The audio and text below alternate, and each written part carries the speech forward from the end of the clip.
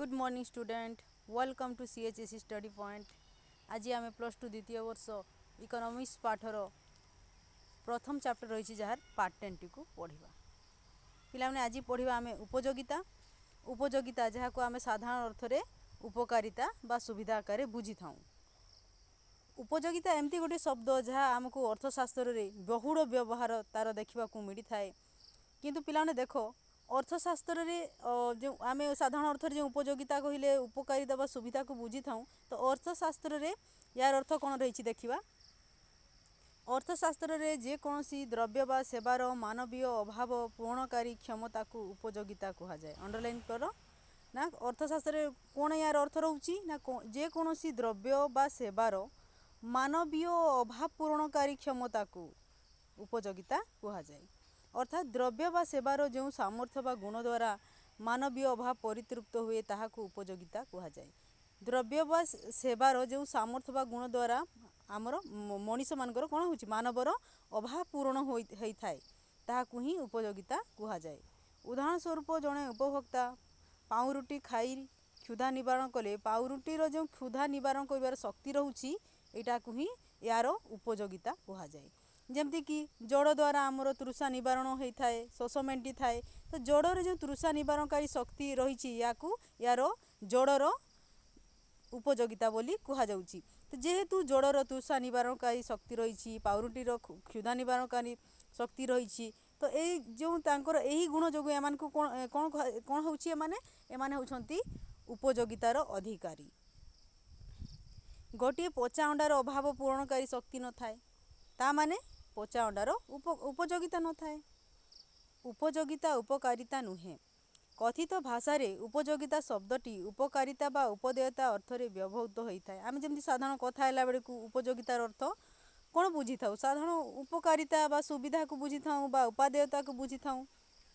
किंतु अर्थशास्त्र रे कौनसी द्रव्य बा सेवार उपकारिता न थाई पारे मात्र तार उपयोगिता थाए। जमती कि देइछि मद्य सिगारेट इत्यादि कौन सी उपकारिता नहीं। पिलाने आम मद्यपान कले कि सिगारेट पीवा द्वारा आमर कौन सी उपकार हो न थाए, किंतु केतेक लोक मद्यपान और धूमपान द्वारा सेमानकर अभाव पूर्ण करुथिबारु एई सबु द्रव्यर उपयोगिता थाए। तो मद्य हैला तुमर जो सिगारेट हैला ए सबुर उपकारिता नहीं, मात्र जेहेतु लोक मैंने या दरकार करुछंती या उपभोग कला परि सेमानक अभाव मेंटुची ता माने यार उपयोगिता रही। अतएव उपयोगिता अवधारणर नैतिक गुरुत्व नहीं। उपयोगिता और आनंद एकार्थ बोधक शब्द नुहंती। जमती कि देख क्यूनाइन बटिका आमको आनंद दिए नहीं। देख मलेरिया हेले आम कौन करूँ क्यूनाइन बटिका खाई था ताको खाई आमको खुशी तो लगी न थाए, मात्र जेहेतु या सेवन कले आम मलेरिया मुक्त हो था, तो यार क्यूनाइन बटिकार उपयोगिता अच्छी। ठीक से ही बड़ी उपयोगिता परितृप्ति ठारू भिन्न अटे। द्रव्य उपभोग कले परितृप्ति मिली थाए। उपयोगिता थिबारु द्रव्यटी उपभोग करा जाए। अतएव द्रव्य अंतर्गत उपयोगिता उपभोगर कारण और परितृप्ति यार फलाफल। तामाने कौन ना कौन सी द्रव्य रे उपयोगिता थिले द्रव्यर उपयोगिता थिले आम कौन करुछु ताकू उपभोग करुछु। जेते बड़े उपभोग करुछु ताहले आम कौन होची आमे परितृप्ति पाउछु। उपयोगिता अवधारणाटी व्यक्तिपरक वस्तुनिष्ठ नुहे। तो उपयोगितार अवधारणाटी व्यक्तिपरक अटे वस्तुनिष्ठ नुहे। किपरि देख द्रव्यर उपयोगिता उपभोक्तांक मानसिक स्थिति उपरे निर्भर करिथाए। यह केवल अनुभव सिद्ध बोली कहा जाई पारे। विभिन्न व्यक्ति कौनसी एक निर्दिष्ट द्रव्यर भिन्न भिन्न उपयोगिता पाई थांती।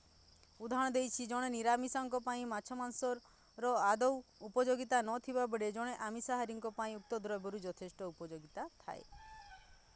तो पिला माने गोटे निर्दिष्ट द्रव्य मात्र गोटे द्रव्य हिथिबो किंतु तार उपयोगिताटा व्यक्ति उपरे अटे व्यक्ति परक बोली कहा जाउछि। जेमती कि उदाहरण देइछि एटी कि जणे माछ मांस जदि अछि तो जणे निरामिषंक पई सेटा आदौ उपयोगिता होई न थाए, मात्र जणे आमिषाहारींक पई माछ मांस कोन थाए खूब यथेष्ट उपयोगिता थाए। तो एठी व्यक्ति परक अटे वस्तुनिष्ठ नुहे उपयोगिताटी। अतएव उपयोगिता द्रव्यर स्थूल और अंतर्निहित गुण नुहे। କ'ଣ କୁହାଯାଉଛି ଉପଯୋଗିତାଟା କୌଣସି ଦ୍ରବ୍ୟର ତା'ର ଅନ୍ତର୍ନିହିତ ଗୁଣ ନୁହେଁ, ସ୍ଥୂଳ ଓ ଅନ୍ତର୍ନିହିତ ଗୁଣ। ଏହା ଉପଭୋକ୍ତାଙ୍କର ମାନସିକ ଅବସ୍ଥା ସହିତ ଜଡ଼ିତ ରହିଥାଏ ବା ସଂଶ୍ଳିଷ୍ଟ ଥିବାରୁ ସ୍ଥାନ କାଳ ଓ ପାତ୍ର ବିଶେଷରେ ଏଇଟା ଭିନ୍ନ ଭିନ୍ନ ହୋଇଥାଏ। ସ୍ଥାନ ଅନୁସାରେ ଜାଗା ଅନୁସାରେ ଭିନ୍ନ ଭିନ୍ନ ହୋଇଥାଏ, ସମୟ ଅନୁସାରେ ଭିନ୍ନ ହୋଇଥାଏ, ବ୍ୟକ୍ତି ବିଶେଷଙ୍କ ଅନୁସାରେ ଭିନ୍ନ ଭିନ୍ନ ହୋଇଥାଏ ଉପଯୋଗିତା। ଗୋଟିଏ ସମାନ ଦ୍ରବ୍ୟର ଭିନ୍ନ ଭିନ୍ନ ଉପଯୋଗିତା ଆମକୁ ଏଠି ଭିନ୍ନ ଭିନ୍ନ ବ୍ୟକ୍ତିଠାରେ ଦେଖିବାକୁ ମିଳୁଛି। ଉପଯୋଗିତାର ପ୍ରକାର ଭେଦ ଦେଖ, ଆକାର ଉପଯୋଗିତା ନମ୍ବର 1 ରହିଛି ଆକାର ଉପଯୋଗିତା। ଯେକୌଣସି ଦ୍ରବ୍ୟର ଆକୃତି, ଆୟତନ ଓ ରୂପଗତ ପରିବର୍ତ୍ତନ କରାଗଲେ ଯେଉଁ ଉପଯୋଗିତା ସୃଷ୍ଟି ହୁଏ ତାହାକୁ ଆକାରଗତ ଉପଯୋଗିତା କୁହାଯାଏ। ତ କୌଣସି ଦ୍ରବ୍ୟର ଯଦି ଆମେ ଆକୃତି, ଆୟତନ, ରୂପରେଖକୁ ପରିବର୍ତ୍ତନ କରି ସେ ଦ୍ରବ୍ୟଟିର ଉପଯୋଗିତା ସୃଷ୍ଟି କରାଯାଏ ତାହେଲେ ତାହାକୁ ଆକାରଗତ ଉପଯୋଗିତା କୁହାଯାଏ। ଅଣ୍ଡରଲାଇନ୍ କର। ଉଦାହରଣ ସ୍ୱରୂପ ଜଣେ ବଢ଼େଇ କାଠଗଡ଼ରୁ ଚୌକି ଓ ମେଜ ତିଆରି କରିଥାଏ। କାଠଗଡ଼ଟି ବଢ଼େଇ ସୃଷ୍ଟି କରିନଥାଏ, କେବଳ ଏଥିରେ ଉପଯୋଗିତା ସଂଯୋଗ କରିବା ପାଇଁ ନିଜର ଶ୍ରମ ଓ ଉପକରଣ ସାହାଯ୍ୟରେ କାଠଗଡ଼ଟିର ଆକାର ପରିବର୍ତ୍ତନ କରିଥାଏ।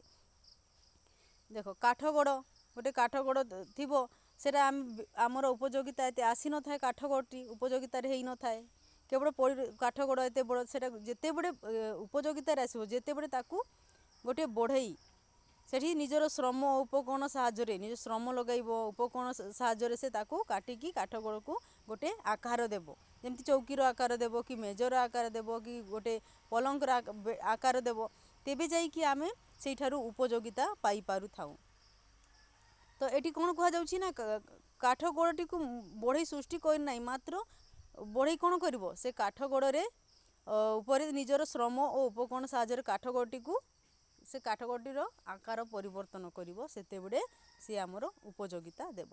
ଯେମିତିକି କୁମ୍ଭାର କିଛି ମାଟି ନେଇ ତାକୁ ମାଠିଆର ଆକୃତି ଦେଇଥାଏ। କୁମ୍ଭାର କ'ଣ କରିବ, ମାଟିକୁ ନେଇକି ମାଠିଆର ଆକୃତି ଦେବ। ଯେତେବେଳେ ମାଠିଆର ଆକୃତି ହୋଇଯାଏ ମାଠିଆଟି ଆମକୁ ଉପଯୋଗିତା ଦେଇଥାଏ, ଆମେ ଏଠାରୁ ଉପଯୋଗିତା ପାଇଥାଉ।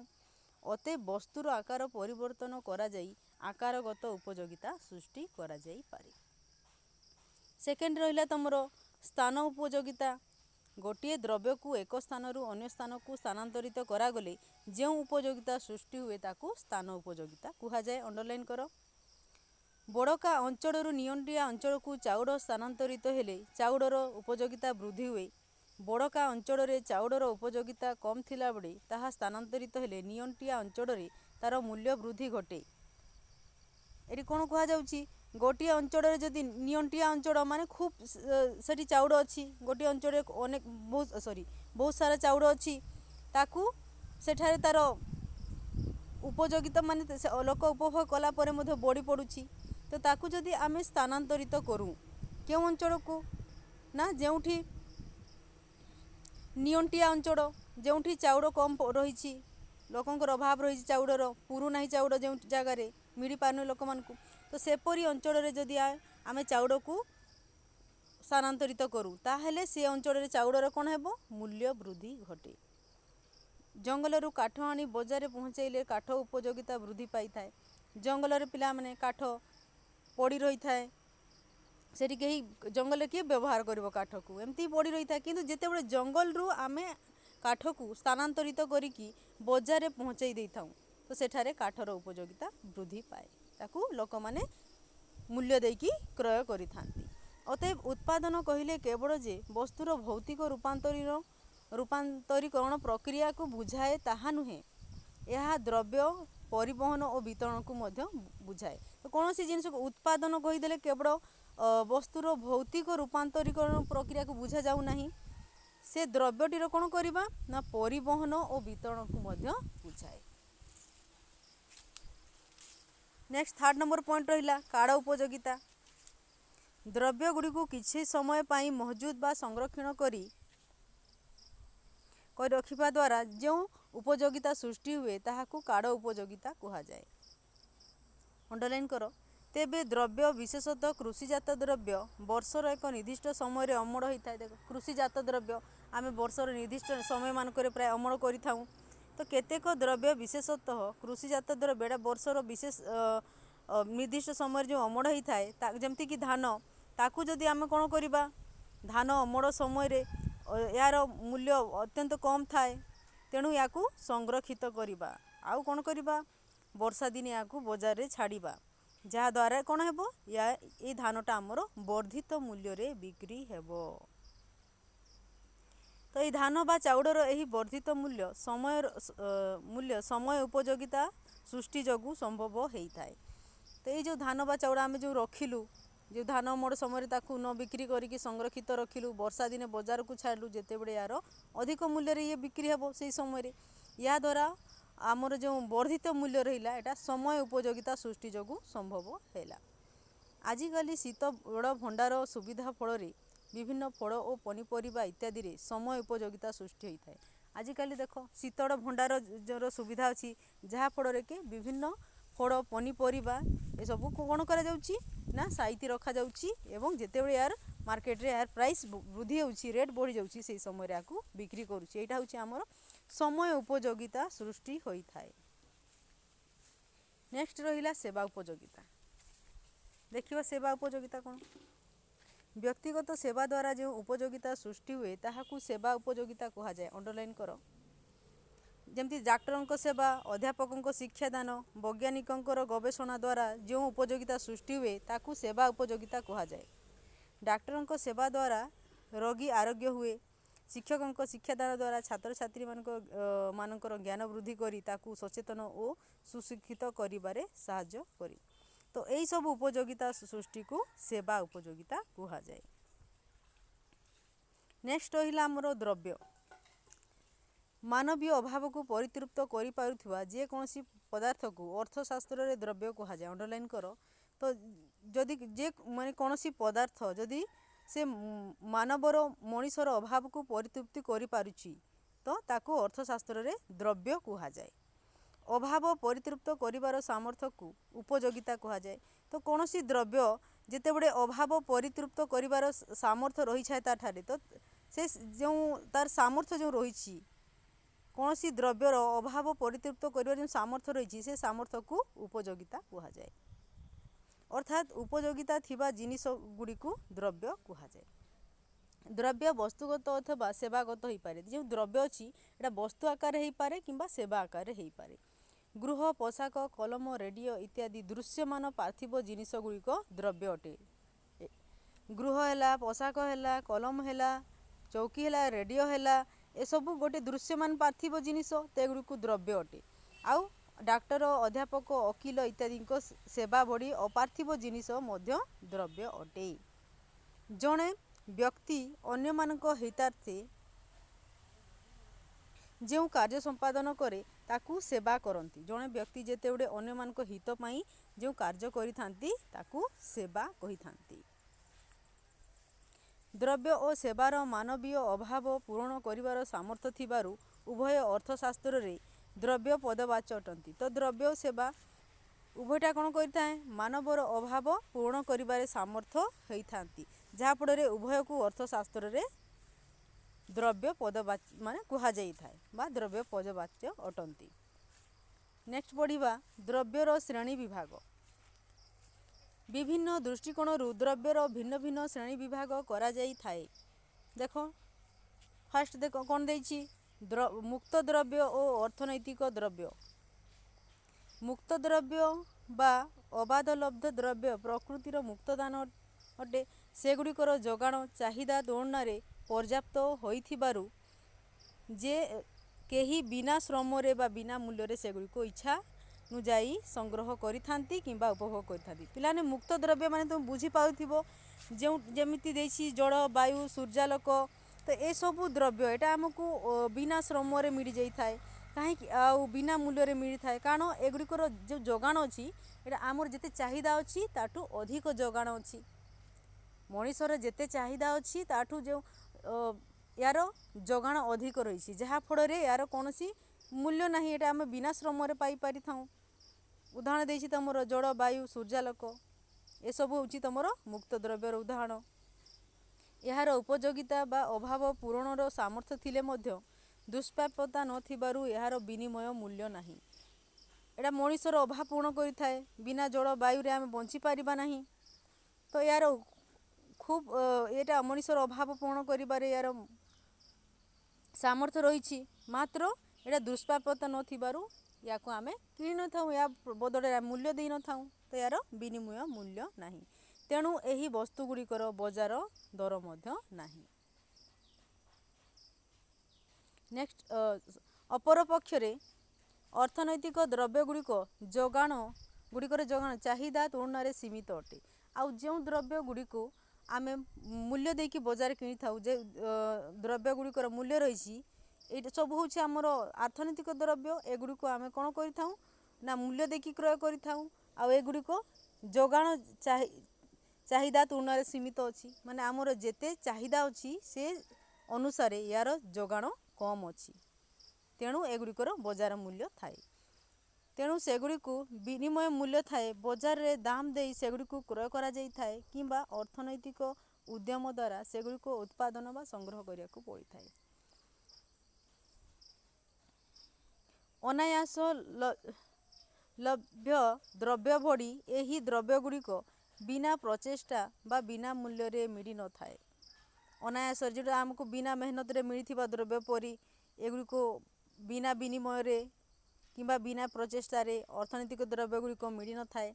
अतएव उपयोगिता दुष्प्राप्यता और विनिमय मूल्य थिबा समस्त सेवा और सामग्री अर्थनैतिक द्रव्य पदवाच्य अटंती। अंडरलाइन कर दियो। उपयोगिता दुष्प्राप्यता और विनिमय मूल्य थिबा समस्त सेवा और सामग्री अर्थनैतिक द्रव्य पदवाच्य अटंती। गृह पोशाक कलम पुस्तक रेडियो इत्यादि अर्थनैतिक द्रव्यर उदाहरण अटे। एगुड़िक आमको विनिमय मूल्य देवार पड़ी था आमको टंका देवार पड़ी था किनी था आम एगुड़िकर मनीषर सृष्टि अर्थनैतिक द्रव्य को अर्थशास्त्र संपद कह जाए। एटा मध्य अंडरलाइन कर अर्थनैतिक द्रव्य को अर्थशास्त्र संपद कह जाए। तो ये जो रहिला पिला माने गृह पोशाक कलम पुस्तक रेडियो एसबूर उपयोगिता अच्छी आ विनिमय यार आमको दरदाम देकी क्रय करने को पड़ी थाए तो यार विनिमय मूल्य अच्छी। तो एगुड़िक हूँ आमर अर्थनैतिक द्रव्य।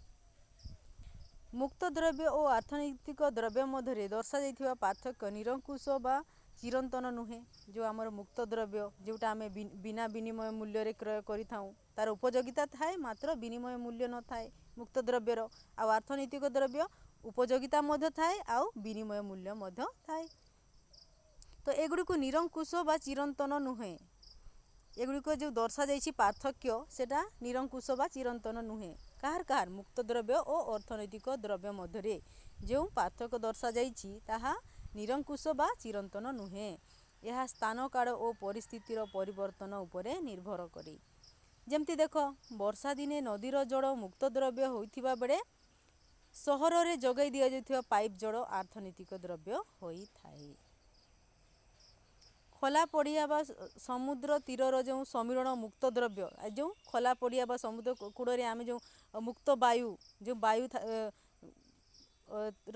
आम वायु पवन अनुभव कर पवन जो खाई था ठंडा पवन समुद्र कूड़े एटा आमर मुक्त द्रव्य अटे। किंतु गृह मध्य बिजुली पंखार पवन अर्थनैतिक द्रव्य अटे।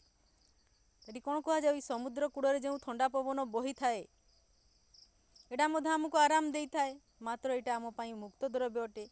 किंतु गृह मध्य जो बिजुली पंखा आमको पवन देउछि एटा होछि आमर अर्थनैतिक द्रव्य। ठीक से बड़ी समय परिवर्तन सह मुक्त द्रव्य अर्थनैतिक द्रव्य परिणत होता है। तो देख पिला माने समय परिवर्तन सहित आमर मुक्त द्रव्य अर्थनैतिक द्रव्य परिणत होता है। आदिम मनीष पई जंगलर फल काठ मुक्त द्रव्य होइथिबा बेले एबे ताहा अर्थनैतिक द्रव्य हिसाब से परिगणित होउछि। तो यहाँ समय परिवर्तन समय थिला जेते बड़े एटा मुक्त द्रव्य थिला फड़ काठ जंगलर फड़ काठ गुड़िक किंतु वर्तमान से जंगलर फड़ काठटा आमर अर्थनैतिक द्रव्य परिणत होइछि।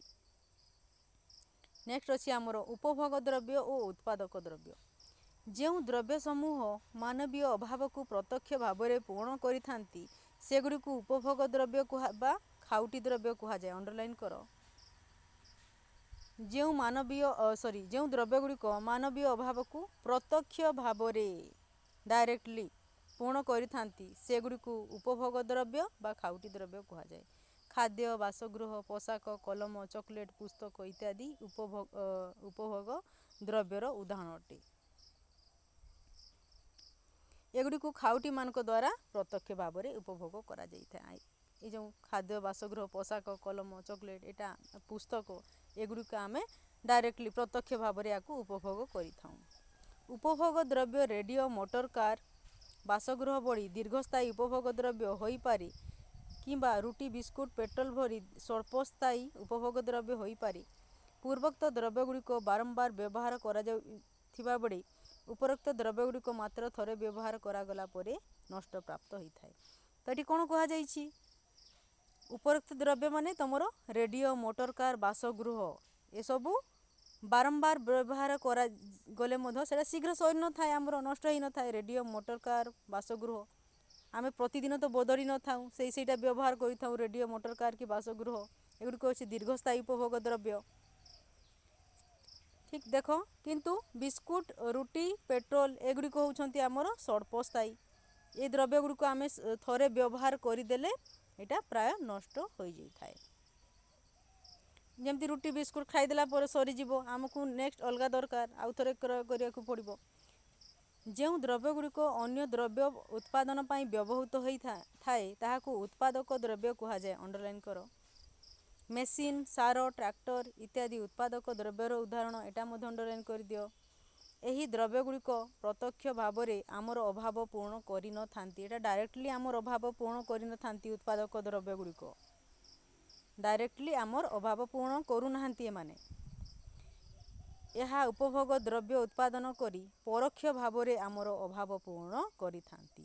ତ ଯେଉଁ ପିଲାମାନେ ଦେଖିଲୁ ଆମେ ଉତ୍ପାଦକ ଦ୍ରବ୍ୟ, ଏଇଟା ଆମର ପ୍ରତ୍ୟକ୍ଷ ଭାବରେ ଆମ ଅଭାବ ପୂରଣ ନ କରି କ'ଣ କରୁଛି?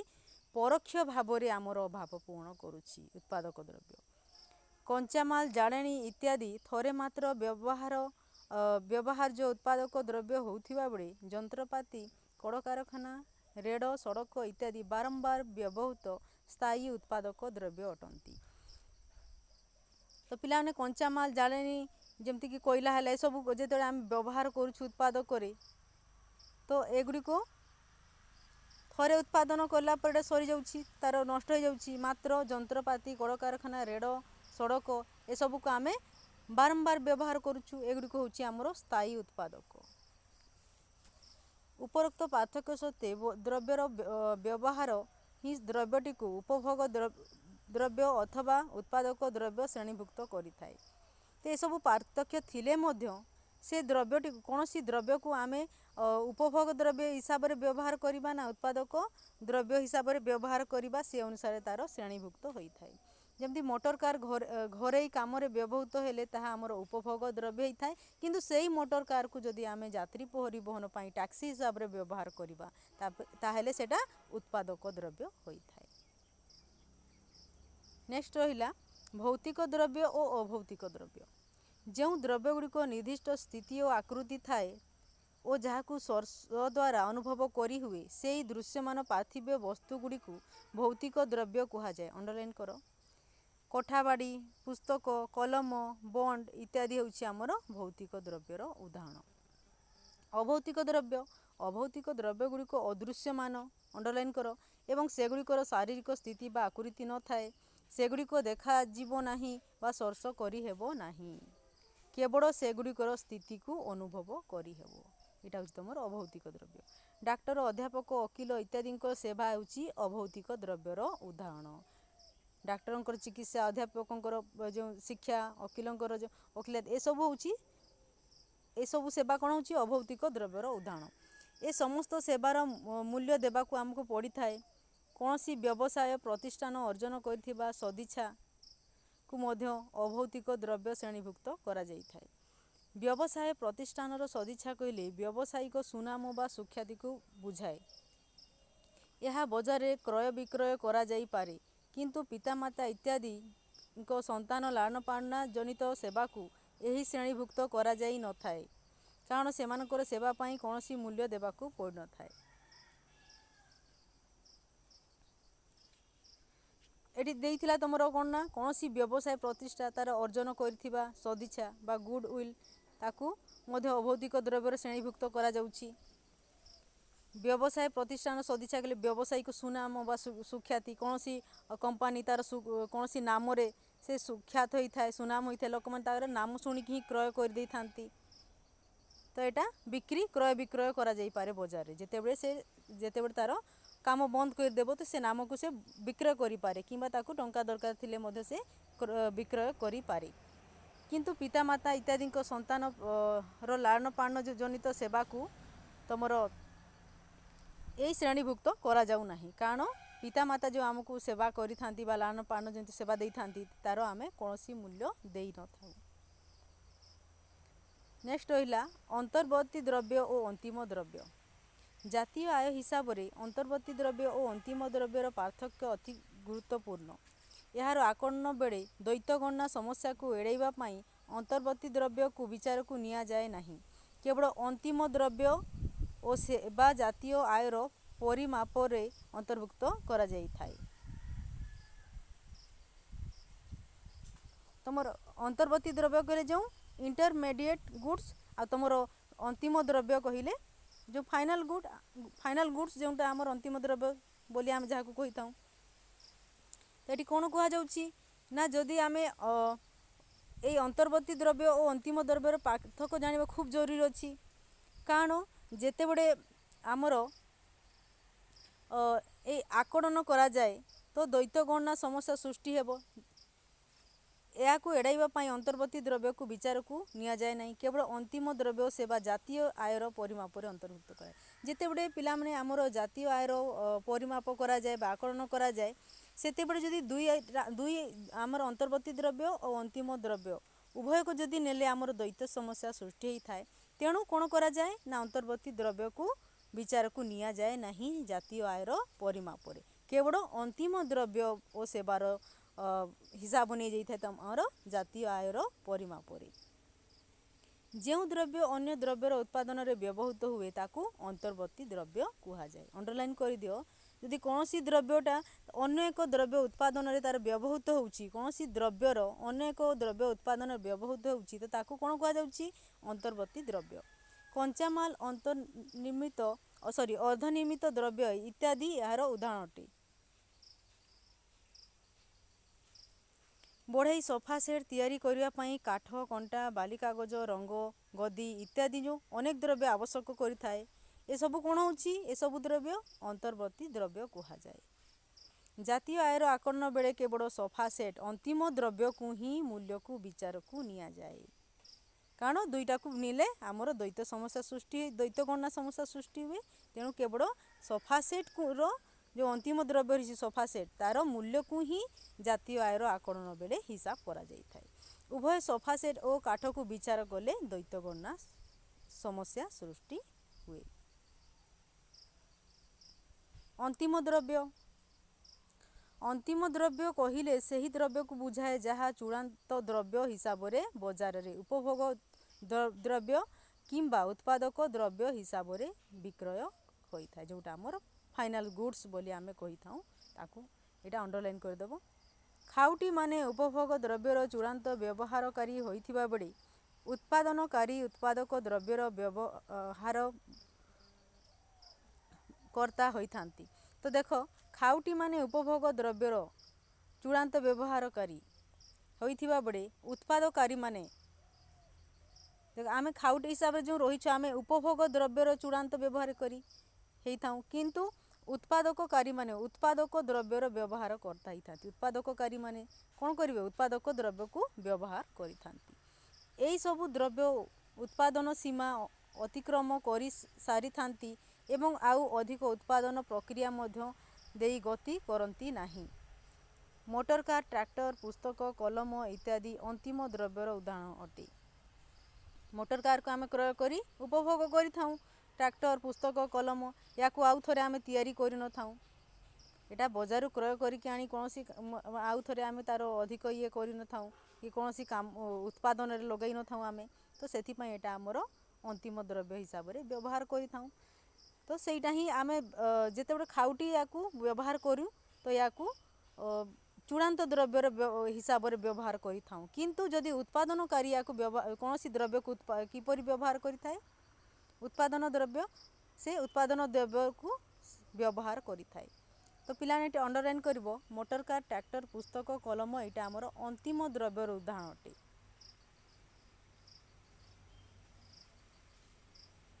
सेटा उत्पादन करता तार अंतिम रूप देकी मार्केट को देई थाए, एटा आमे क्रय करी एकाथरे यार व्यवहार करिथाउ।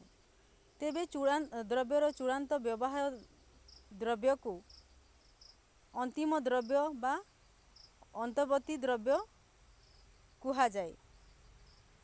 पाउरुटी कारखाना पाई क्षीर अंतर्वर्ती द्रव्य होइथिबा बेले परिवार पाई ताहा अंतिम द्रव्य होइଥାଏ। देख गोटे सेम जिनिस गोटे समान द्रव्य किपरि अंतर्वर्ती द्रव्य आकार केउठी व्यवहार होउची तो केउठी अंतिम द्रव्य आकार तार व्यवहार होउची।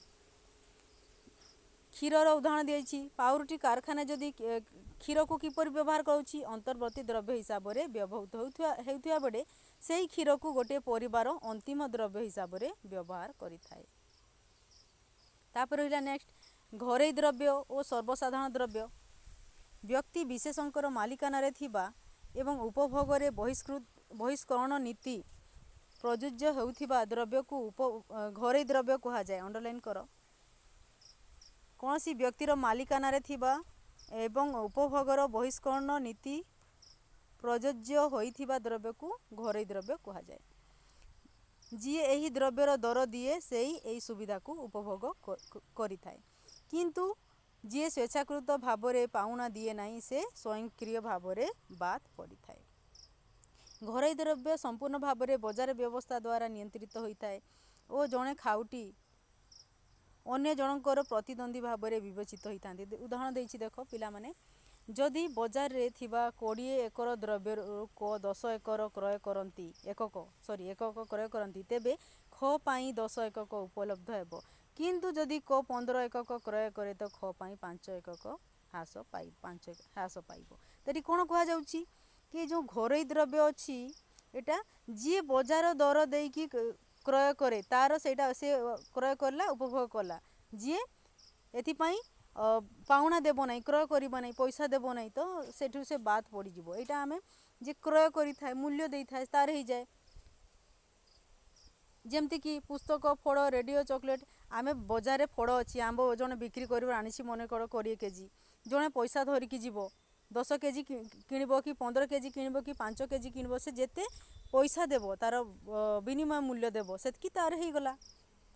आउ जेते बंचिला सेटा अन्य जने क्रय करिवो कि अन्य केही क्रय करि पारिबे। सेटा ही कहा जाउची बजार जदि 20 एकक द्रव्य अछि सेथिरु जदि क 10 एकक क्रय करंती ताहले ख पाई 10 एकक मिलिबो, किंतु जदि क 15 एकक क्रय कले ख पाई 5 एकक ह्रास पाइबो। तो ये सबु पुस्तक फड़ रेडियो चॉकलेट इत्यादि होची आमर घरोई द्रव्यर उदाहरण। अन्य पक्षरे सर्वसाधारण द्रव्य क्षेत्र रे बहिष्करण नीति प्रयोज्य हुए नहीं। सरकार थरे एही द्रव्य जगाई देले सम्मिलित भावरे एहार उपभोग करा जाइथाए। पिलाने ऊपर आमे पढ़लु घरोई द्रव्य, एबे देखुछु सर्वसाधारण द्रव्य। सर्वसाधारण द्रव्य समस्तक पई हेई थाए, एटा सरकार थरे जगाई देले आमे समस्ते मिलित भावरे यार उपभोग करिथाउ। कौनसी व्यक्ति को स्वेच्छाकृत भावरे पाउना देई नथिबा कारणरू ए जो सर्वसाधारण द्रव्यरू आमे वंचित करि पारिबा नाही। उपभोक्ता मानक मध्यरे एही द्रव्य विभाजन हेबा संभव नुहे। तो सर्वसाधारण द्रव्यटा विभाजन हुए नाही उपभोक्ता मध्यरे। जेमती कि देख उदाहरण स्वरूप बत्ती घरर व्यवस्था करा गले समस्त नाविक एही सुविधा को समान भाव में उपभोग करती, कारण एटा सर्वसाधारण द्रव्य अटे। जनकर उपभोग अन्य जनकर उपभोग को ह्रास करि पारे नाही। जेमती कि तुम उदाहरण देछि जातीय प्रतिरक्षा, रास्तार आलोक, सड़क, बत्तीघर ए सबु होछि सर्वसाधारण द्रव्यर उदाहरण। तो पिलाने बुझी पारलो डिफरेंस बिटवीन तुमर घरोई द्रव्य कहले जी जेते दर तार पाउना देव से सेते उपभोग करिवो, जी पाउना देवनी से उपभोग करि पारिबो नाही। किंतु सर्वसाधारण द्रव्य होछि तुमर समस्तंक पई, एटा समस्तंकर केही एथिरु जदि पाउना न देइछंती बोली कि ताकु उपभोग वंचित करा जाई पारिबो नाही। एटा मिलित भावरे यार उपभोग करा जाई थाए। उदाहरण स्वरूप तुमर जातीय प्रतिरक्षा, रास्ता आलोक, सड़क, बत्तीघर ए सबु रहिछि। सर्वसाधारण द्रव्यर उदाहरण। यही सब द्रव्य बजार व्यवस्था अधीनस्थ होई न थांती। तो सर्वसाधारण द्रव्य जो अच्छी एटा आमर बजार व्यवस्थार अधीन होई न थाए। जदि सरकार यही द्रव्य उत्पादन और जोगाण करिवे नाही तेबे ताहा आदौ उत्पादन हेबो नाही। तो ये जो सर्वसाधारण द्रव्य को सरकार उत्पादन करिथांती। आज एतिकी रहिबा। मोर आशा अछि तुम माने बुझी पारिथिबो। जदि बुझी पारनो कमेंट सेक्शन रे कमेंट्स करके बतैबो। Thank you.